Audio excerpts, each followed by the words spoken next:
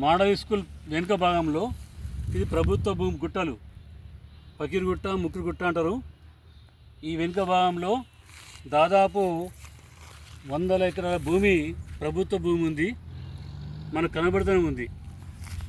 ఈ ప్రభుత్వ భూములు భూ కబ్జాదారులు కనబడితే కాల్చివేత అన్నట్టు ఈ వ్యవహారం చేస్తున్నారు. ఇక్కడే ఒక మతస్థులు దర్గా అని ఇంకొన్ని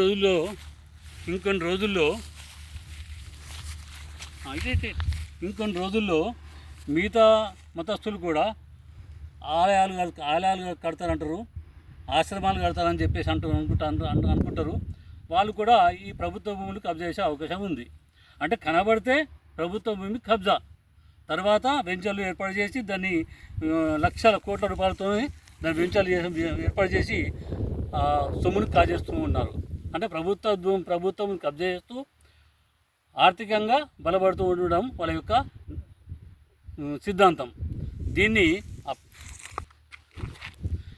ఇదే గుట్టని భూ కబ్జాదారులు మురందంద వ్యాపారులు గుట్టల్ని పిండి చేసి ఈ విధంగా లెవెల్ చేస్తున్నారు.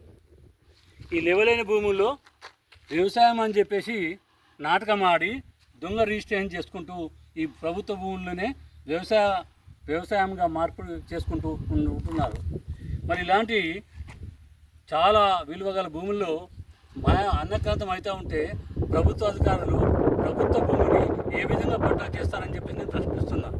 పాల్గొన్న ప్రజలారా మీరు గమనించండి.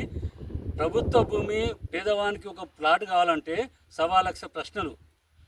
మరి భూ కబ్జాదారులు మాత్రం 100 ఎకరాల భూమిని మాత్రం కబ్జా చేస్తే వారికి ఎలాంటి శిక్షలు ఉండవు, పట్టాలు మాత్రం బ్రహ్మాండంగా అవుతున్నాయి. దీన్ని మీరు అధికారులు స్పందించి వెంటనే పట్టాలు చేసినటువంటి అక్రమ పట్టాలన్నీ రద్దు చేస్తూ ప్రభుత్వ భూములు కాపాడాలని చెప్పి కోరుకుంటున్నాం. మళ్ళీ ఆపేసి